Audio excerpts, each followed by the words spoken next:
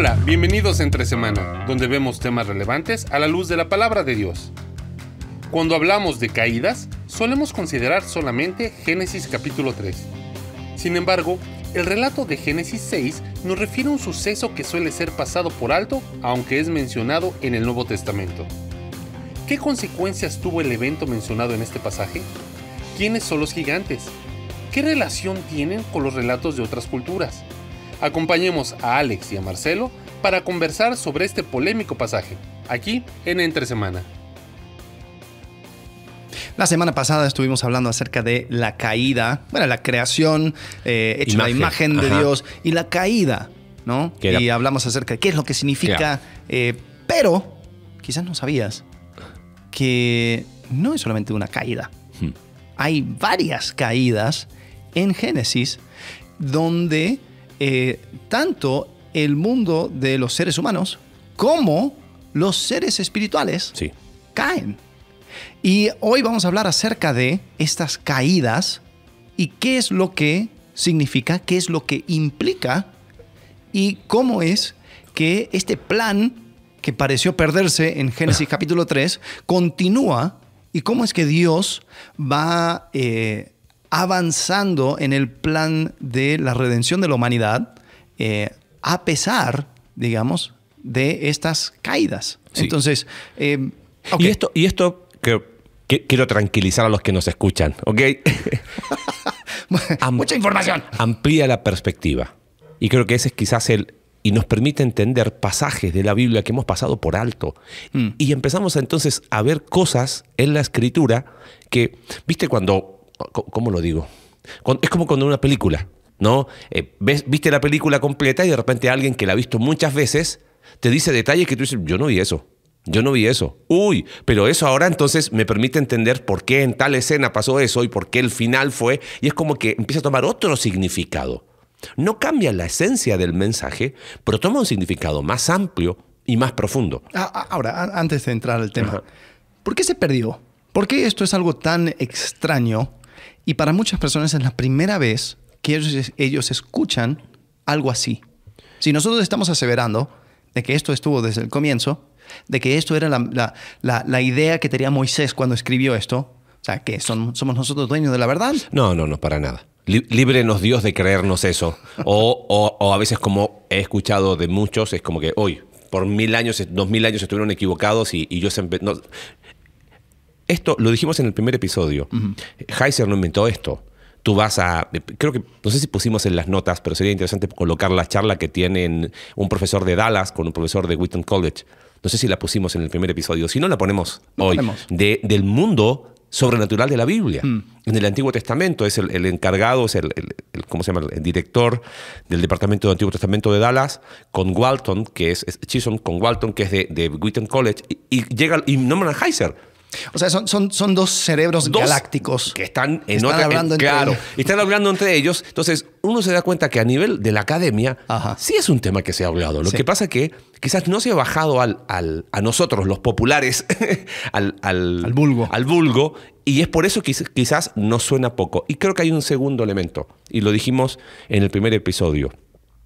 Es raro porque se dice que el mundo occidental es el mundo judeo-cristiano. Cuando el Antiguo Testamento y Nuevo Testamento fueron escritos en el límite, pero en el límite más del lado oriente que occidente.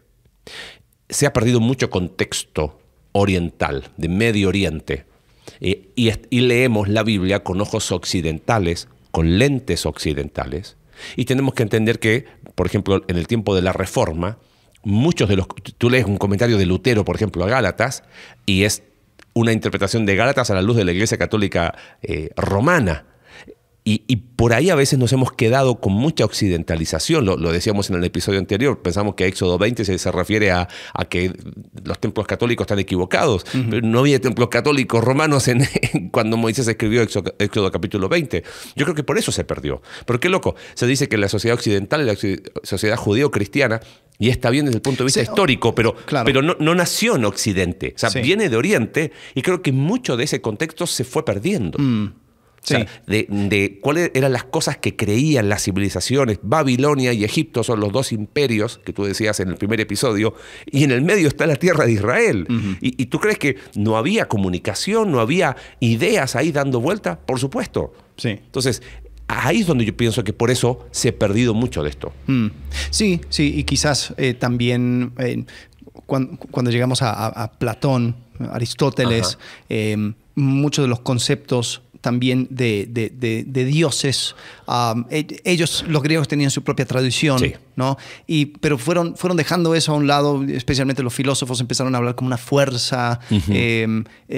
Platón no necesariamente tenía esa idea de muchos seres espirituales, sino que como una fuerza que existía en el cielo. Y eso fue tomado por Agustín, quien continuó esa idea. Después Calvino en la Reforma. Había como un hilo griego que se fue metiendo al mundo cristiano. Seamos más osados. Se cambió el trasfondo judío por el trasfondo griego. Y cristianismo no es continuación de judaísmo. Ok. Pero tiene un contexto judío. Todo su trasfondo es judío. El Nuevo Testamento, los escritores eran judíos, fueron criados con pensamiento judío, con forma judía, y si bien no es la continuación de judaísmo en un sentido técnico, pero cristianismo vendría a ser la culminación. Es como, todo lo anticipado en el Antiguo Testamento encuentra su cumplimiento en Cristo. Por eso somos cristianos. Pero a veces hemos dado mucha discontinuidad cuando hay más continuidad de lo que pensamos. Y en eso, con toda la influencia griega, como dijiste tú, hay muchos que hacen esto. Jesús, Pablo, Agustín, Calvino y el teólogo actual, mi pastor o mi autor de libro favorito. Y eso te muestra algo. Entonces, quitamos mucho de contexto judío que ni tenemos idea.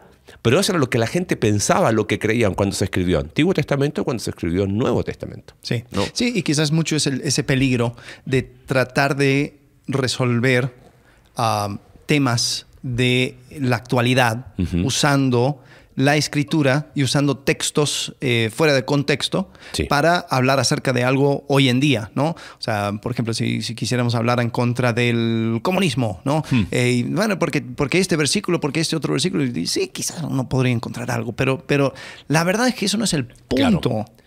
Entonces, si yo escribo un comentario todo acerca de eso, entonces voy a perder un montón de cosas. Entonces, no estamos necesariamente diciendo, venimos con algo nuevo. No, creo que sí hay, porque después está la otra manera de verlo, ¿no? Bueno, entonces, ¿qué? ¿Dios no preservó su palabra? ¿Dios no mantuvo la verdad? Sí, ¿habían personas engañadas? Sí la preservó. Tenemos la evidencia textual más grande de la historia, pero una cosa es tener la evidencia textual y otra cosa es la interpretación. Pero bueno... Vamos a Génesis. Dale, vamos a Génesis. Hablamos de la primera caída. Génesis capítulo 3. Primera caída. Sí, esa la conocemos muy bien. De eso hablamos. Y ojo, o sea, tampoco lo que vamos a hablar en Génesis 6 y Génesis 11 no son cosas nuevas, pero quizás nunca se pone en términos de caída. Sí, ese es el punto. Entonces, vamos a tratar de ver esto como una continuación. Como un eslabón más de una espiral descendente del ser humano. Como raza. Ok, vamos al texto. Sí. Génesis 6. Cuando los seres humanos comenzaron a multiplicarse sobre la tierra y tuvieron hijas, los hijos de Dios vieron que las hijas de los seres humanos eran hermosas. Entonces tomaron como mujeres a todas las que desearon. Pero el Señor dijo, mi espíritu no permanecerá en el ser humano para siempre, porque no es más que un simple mortal. Por eso vivirá solamente 120 años. Al unirse los hijos de Dios con las hijas de los seres humanos y tener hijos con ellas, nacieron gigantes, que fueron los famosos héroes de antaño. A partir de entonces hubo gigantes en la tierra. Al ver el Señor que la maldad del ser humano en la tierra era muy grande y que todos sus pensamientos tendían siempre hacia el mal, se arrepintió de haber hecho al ser humano en la tierra y le dolió en el corazón. Y entonces ahí es donde tenemos la historia del diluvio. Pero ¿Qué pasa acá? No sé, no estaba allí. ¿Qué es lo más común que has escuchado de este pasaje? O lo que se suele decir. No sé, hay diferentes interpretaciones. Algunos dicen, habían dos líneas. Había la línea de Set, sí, los buenos, y había la línea de Caín, los malos. Entonces, los buenos, no. A ver, ¿cómo era? Los de Caín. Los de Caín eran los malos. Entonces, no sé por qué se llaman hijos de Dios, pero bueno, dicen que los hijos de Dios eran los de Caín, y entonces tuvieron hijos con las hijas de Set. Entonces eran dos líneas, una de rebelión y otra como de justa, y entonces se fueron mezclando. No sé cómo nacen gigantes, pero... No importa. Bueno, pero nacieron gigantes, punto. La explicación. Sí, esa se llama la posición setita. Ok. Y que tiene que ver con dos líneas y listo. Después hay una posición que tiene que ver con realeza, que miran a los hijos de Dios como si fueran reyes, y estos reyes tomaron como esposas, y hubo gigantes, pero no. Era como que un rey tomó una mujer común. No, ¿viste? sí. No, eso es esta posible interpretación. ¿Viste? Y la tercera, que a veces ha generado mucho resquemor, tiene que ver con que estos son seres espirituales. ¿Ok? ¿Por qué razón? En primer lugar, dice el texto que los hijos de Dios. Bueno, esa expresión, hijos de Dios, ¿a quién se aplica en el Antiguo Testamento? A seres espirituales. A seres espirituales. Algunos dicen ángeles caídos, pero bueno, no vamos a meter eso en otro momento. Pero dejémoslo, creo que el mejor lenguaje es seres espirituales. ¿Ok? Bueno, si no me crees, Job 38. Lo dice. Versículo 7. Cuando cantaban juntas las estrellas del alba, y todos los hijos de Dios gritaban de gozo. Está hablando acerca del momento de la creación. Los hijos de Dios. ¿Quiénes eran los hijos de Dios? Job 1.6 también lo dice. Job capítulo 2, versículo 1 también lo dice. Okay. Entonces los hijos de Dios se entienden como seres espirituales. Sí, no vamos a entonces tomar una frase que siempre se ha usado para una cosa y simplemente en el pasaje que nos incomoda decir, no, esto no aplica aquí. Entonces, yo creo que es lo más honesto de manera intelectual. Es decir, cuando habla acerca de hijos de Dios aquí, son seres espirituales, ¿no? Entonces, ahí es donde empezamos a ver de que hay algo que sucede. Los hijos de Dios buscan a las hijas de los hombres. Sí. Okay. Y ahí la objeción es, bueno, pero es que Jesús dijo que los ángeles no tienen sexo, ¿no? Porque en el cielo no se casarán ni se darán en casamiento, sino que serán como los ángeles de Dios en el cielo. Entonces, es imposible. Bueno, pero eso no tiene que ver. Pero esa generalmente es la objeción que se da a esa posición, de que como son seres espirituales, ¿cómo se iban a unir para tener relaciones sexuales con las mujeres? Dado que Jesús dice ahí en Mateo 22 que en la resurrección ni se casarán ni se darán en casamiento, sino que serán como los ángeles de Dios en el cielo. El tema es que Jesús no está hablando ahí de sexualidad, ni siquiera está hablando de... O sea, el punto no es ese, el tema es vamos a ser transformados, y esto es más, esto es un argumento más para hablar de la familia espiritual y la familia terrenal.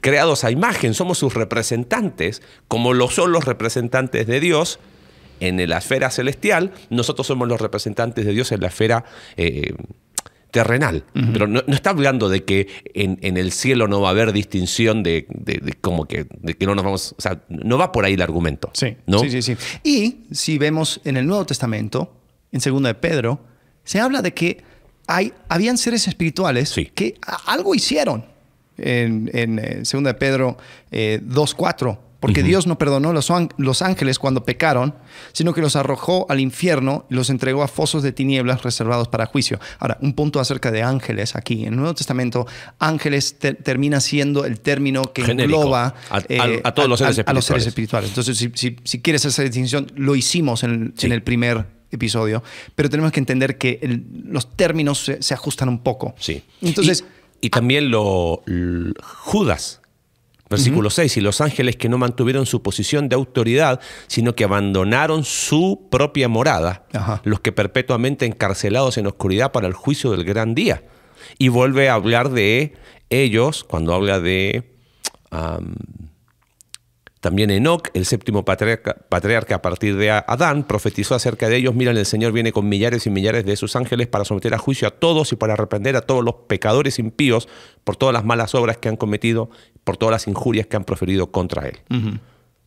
Sí, entonces está haciendo referencia a algo. Algo hay. O sea, entonces, si es un evento que... Correcto, si simplemente estamos, bueno, y el hombre se corrompió, entonces eso no es un evento. Bueno... Y después... ¿Qué pensaba, perdón, antes de eso? A ver. Tíralo, dale. tíralo. No, o sea, después está el tema de los gigantes. Claro. ¿Y qué pensaban los judíos del segundo templo? Tengo acá la cita de Flavio Josefo, Antigüedades de los Judíos. Muchos ángeles de Dios convivieron con mujeres y engendraron hijos injuriosos que despreciaban el bien, confiados en sus propias fuerzas, porque según la tradición estos hombres cometían actos similares a los de aquellos que los griegos llaman gigantes. O sea, estamos yendo a literatura extrabíblica del primer siglo, contemporáneo al apóstol Pablo, judío, no cristiano, que era el concepto que tenían de este pasaje de capítulo 6. Y del judío no tenía ningún problema en verlo como el texto naturalmente lo presenta. Seres espirituales que terminaron teniendo, conviviendo con mujeres y engendrando... Ángeles. Gigantes. Gigantes, sí. Gigantes. Ajá. Ahora, yo creo que ahí es donde es súper importante entender de que, como dijimos, la Biblia no se escribió para ti, que hablas español, en 2023, de tal forma que tú, en tu contexto, en tu lenguaje, en tu tiempo en la historia, lo entendieras del todo. Esto es como ir a otro país. Tenemos que entender de que hay cosas diferentes, de que hay cosas que se cambian, de que es posible entenderlo, pero que voy a tener que hacer un poco de trabajo. Y de que la Biblia no va a explicar del todo las cosas. Porque hay cosas que ya se dieron por asentado. Por ejemplo, en los evangelios, en el libro de Mateo, hay cosas que se dan por sentado que en el libro de Marcos, puede ser, y Lucas creo que también hacen explicaciones. Dicen, porque Marcos explica un montón de cosas. Los judíos solían hacer tal o cual cosa. En Mateo, no, o sea, se da por hecho, no, porque era la fiesta de tal. Entonces todos sabían, ok, ya entiendo lo que... Porque el público era judío. Exacto. Entonces, ¿qué haces con un público que vivió hace más de 2000 años atrás? Pues van a haber cosas que se dan por sentado que nosotros vamos a tener que hacer el trabajo de escarbar. Y si Flavio Josefo ya podía decir a su audiencia romana, mira, los judíos creían esto, decían esto, entonces tenemos que entender de que esto era el lenguaje que se manejaba.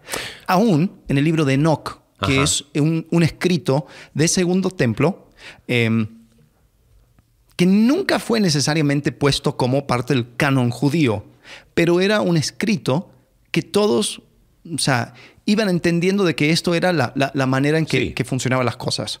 Entonces, si queremos entrar a este tema, leer y ayuda comprender mucho. de qué se trata el libro de Enoc ayuda muchísimo. Sí. Entonces, ahí es donde entramos también a este tema de caída.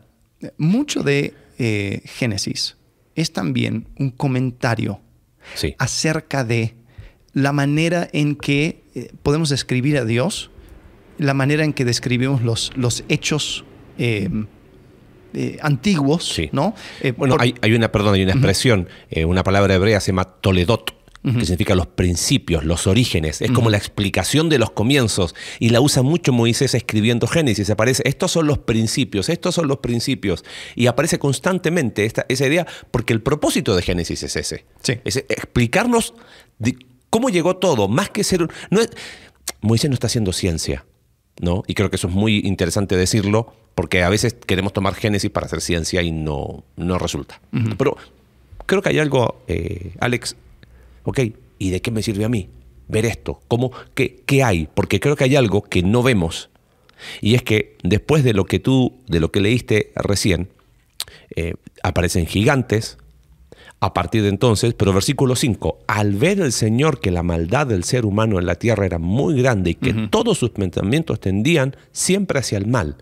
Es como que vemos 6, 1 al 4, pasamos y de repente de la nada, Toda la humanidad mal. Ajá, sí. Y es como que, ¿en qué momento pasó eso? Sí. Tanto que dice que se arrepintió de haber hecho al ser humano, le dolió en su corazón. O sea, es un lenguaje antropomórfico, pero ¿qué pasó entonces?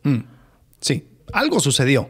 Y creo que ahí es donde tiene el valor la correcta interpretación de este pasaje. Y por eso le llamamos la segunda caída. Correcto. ¿No? Ahora, para vincular esto con la primera caída, ¿cuál fue el problema de la primera caída? El ser humano queriendo entremeterse en el mundo espiritual. Ajá. La atracción de ser como los seres espirituales. Seréis como los dioses, como los seres espirituales. En capítulo 6 están los seres espirituales queriendo entremeterse en el mundo de los seres humanos. Entonces tenemos una mezcla de cosas. Y lo que sale de esa mezcla son los gigantes. Sí. Entonces... gigantes que aparecen después en la Biblia. Ese es el punto. Sí. Y estos, mira, fíjate, dice que eran los héroes de antaño, los famosos héroes de antaño. Entonces, pero no lo explica. Claro. ¿Y quiénes eran los famosos héroes de antaño? Ok, hay una serie en Netflix que a mí me voló la cabeza. Está buenísima. Está muy, muy buena. La vi con Andrés y Andrés me dice, ¿qué? Y estaba vuelto loco. No, está muy, muy interesante. No voy a decir que ciencia, que no. Pero sí se mete mucho a las historias de la antigüedad. Sí. ¿Cómo en español se llama? Apocalipsis antiguo. Apocalipsis antiguo, sí. Apocalipsis Igual la voy a antiguo. buscar ahora, pero sí, Ajá. es esa. Sí. Y bueno, el tipo tira otra teoría acerca de cómo fue el diluvio, etcétera. Pero lo que más me gustó era cuando empieza a hablar acerca de los héroes de antaño. Los apocalipsis del pasado. Los apocalipsis se llaman en español. Del pasado. Sí. Si lo puedes encontrar en Netflix, véanlo. Sí. No es Biblia. Y dicen muchas cosas que nada que ver. Pero si lo ves con ciertos ojos, vas a decir, aquí empiezan a cuadrar algunas cosas. Sí. Lo que dice es que empieza a decir, primero, hay historias de un diluvio en todas las culturas generales. Y entonces empieza a listarlo. Y dice, y después hay historias de seres, de gigantes que llegan de otro lado para traer conocimiento secreto. Bueno, y con eso se construyen las ciudades. Profundiza un poquito eso. Porque creo que ahí es donde... Y es más, obviamente la serie de Netflix lo deja más sencillo, pero si uno va a los relatos babilónicos, hablan de gigantes sabios, pero que son ellos los que traen el conocimiento, ¿cómo sería la palabra?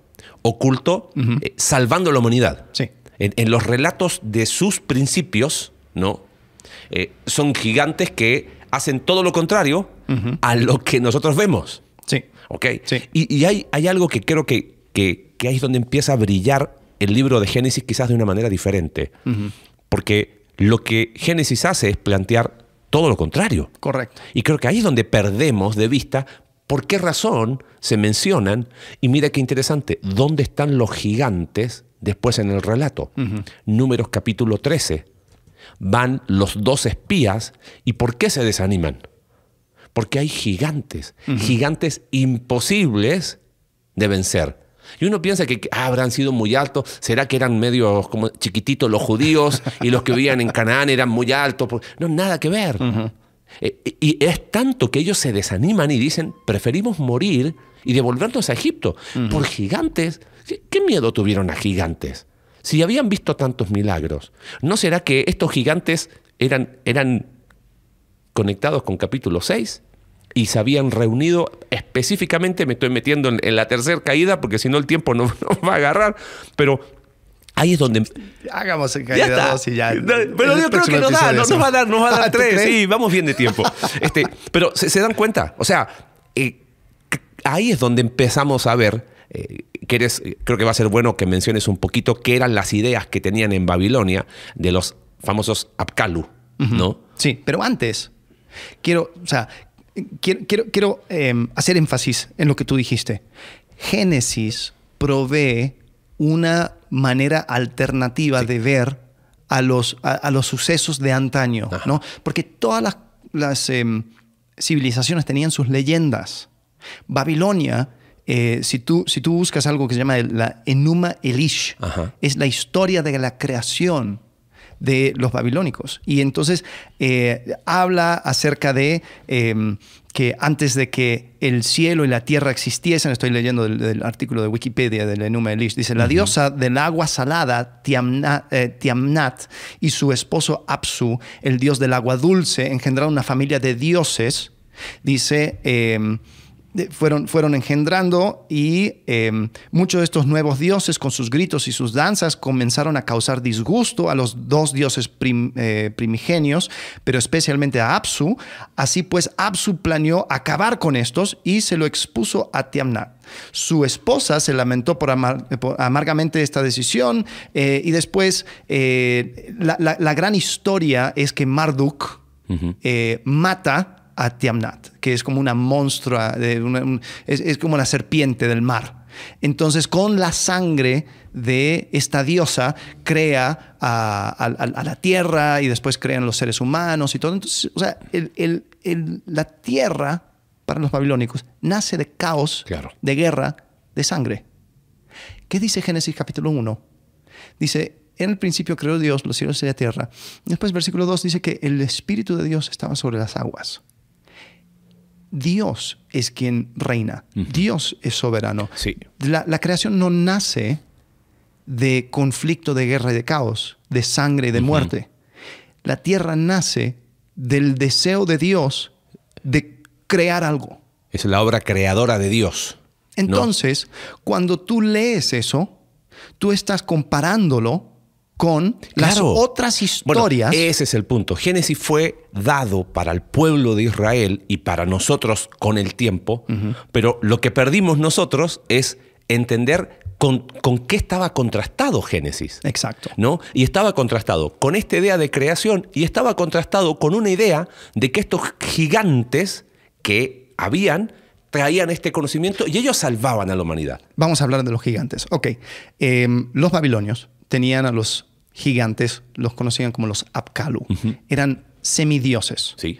Eran mezclas también, mitad pez, mitad hombre. Eran los consejeros a los dioses, a los reyes. Los primeros reyes de Babilonia eran también gigantes. Sí. El épico de Gilgamesh se trata de un gigante, el señor de los Apkallu. Hay un escrito que se encontró, creo que fue en 2010, y habla acerca de los Apkallu. Hay un escrito de un tal Beroso el Caldeo que escribe. Dice así, voy a leer, estos son escritos babilónicos. En el primer año, su aparición de una parte del mar de Eritrea que limitaba con Babilonia, un animal dotado con razón que se llamó Oanes, según el relato de Apolodoro.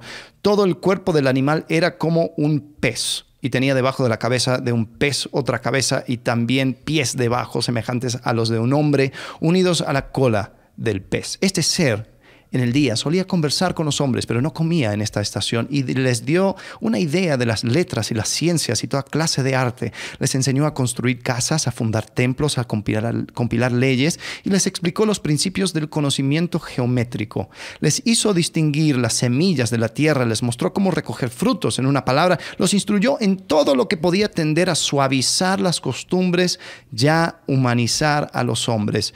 Desde entonces, tan universales fueron sus instrucciones, nada se ha añadido material a modo de mejora. Cuando el sol se ponía, era costumbre de este ser sumergirse de nuevo en el mar y permanecer toda la noche en las profundidades, porque era anfibio. Entonces, este ser, este Apkallu, era un ser sumamente bueno. Vino y enseñó a los seres humanos cómo construir templos, cómo hacer todo tipo de cosas, y todo era excelente.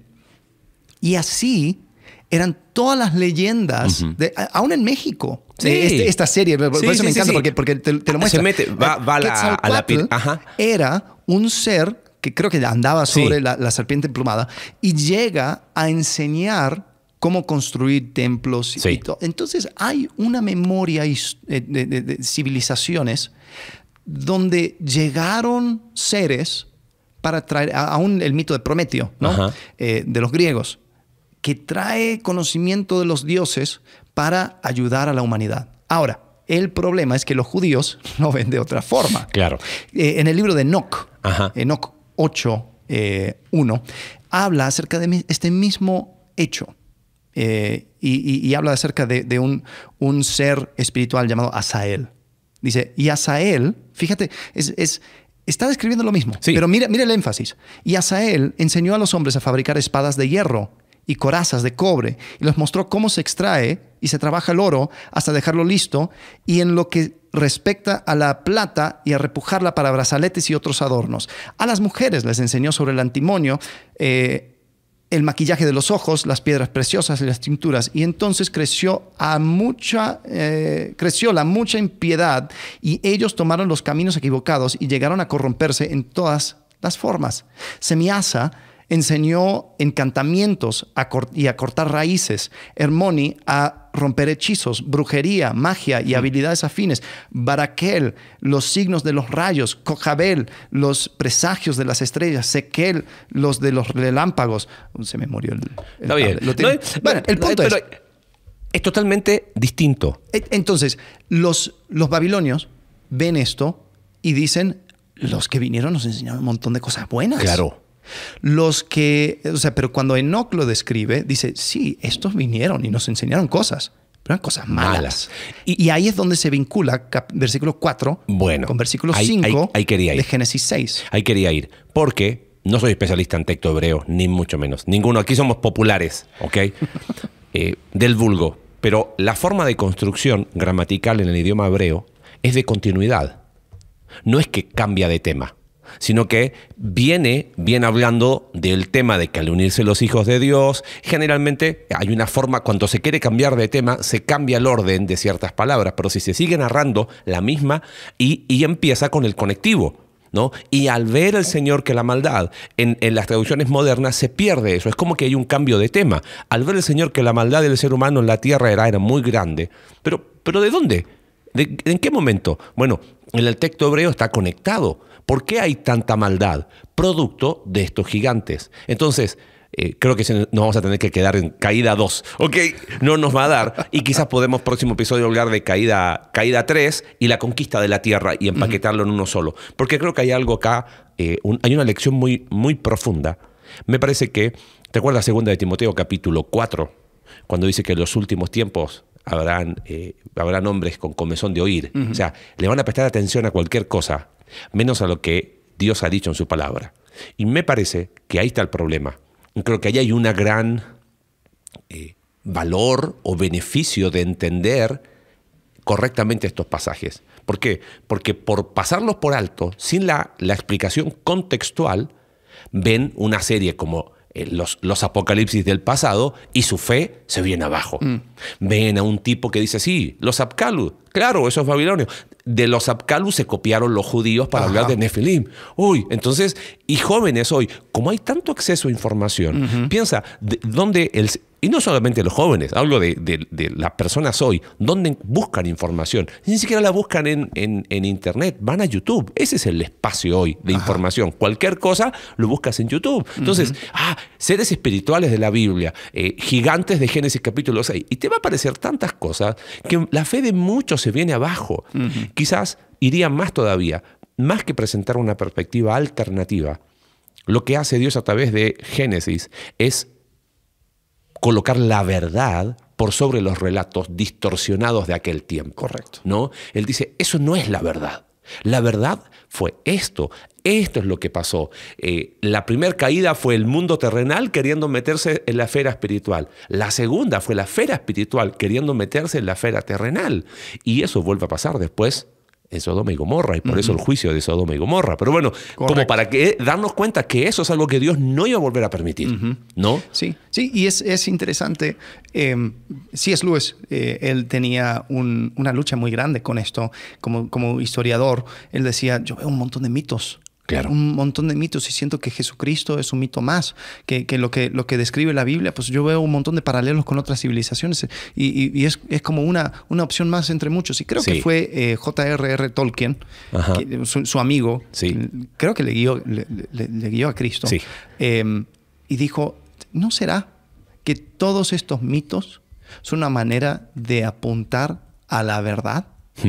Y eso como que fue el momento donde Lewis dijo, entonces hasta tiene más sentido de que haya muchas versiones muy parecidas a lo mismo. Porque hay una verdad y después hay un montón de distorsiones a esa verdad. Y obviamente que todos se parecen. Pero es porque quieren hacer una distorsión a lo que es realmente real. Sí. Entonces, este tema es un tema importante porque cuando lo vemos, podemos ver a todas las otras narrativas y no nos espanta si hay similitudes. Al contrario. Correcto. Va reafirmando. Sí. Y podemos decir, ok, ¿será que había una conversación que estaba sucediendo en aquel entonces? Y lo que Jehová está diciendo es, mira, esto es lo que realmente sucedió. Todos los demás tienen como héroes a Gilgamesh, a Quetzalcóatl, a todos estos seres. Pero estos seres eran seres que se entremetían en los asuntos de los hombres. Eran seres que enseñaban la maldad, que enseñaban a hacer guerra, enseñaban las cosas de tal forma que todo el pensamiento del ser humano llegó a ser totalmente malo. Ahora, es inevitable pensarlo. Son mezcla de seres espirituales, Elohim, con seres humanos. Sí. Miles de años después, aparece el que arregla todo este caos. Y no es un ser espiritual mezclado con un ser humano. Es el Elohim viniendo a habitar con el ser humano. El único, el Dios inaccesible, inalcanzable. Por eso Juan 1:18, fin del prólogo del Evangelio de Juan. A Dios nadie le vio jamás. Claro, porque Él es el único. Pero ese Dios que está en el seno, el unigénito Hijo, el único en su especie, que habita en el seno del Padre, Él le ha dado a conocer. Él vino a explicar todo lo que no pudimos entender. Entonces, aún brilla mucho más entender qué pasó, pero me adelanto a episodios que vienen después, pero esto nos tiene que hacer ver la Biblia con otros ojos y ver que hay más unidad en la Escritura y que saltarnos estos pasajes no nos permiten ver todo el cuadro, ¿no? Esto explica mucho de la depravación, por ejemplo, ¿no? Por eso la maldad, dice, fue tanta. Y vuelvo al mismo punto, e insisto, creo que esa es la forma de cerrar. Esta lección de capítulo 6 nos tiene que ayudar a ver a qué estamos prestando atención, ¿no? Porque lo mismo es enseñado por otros de otra manera.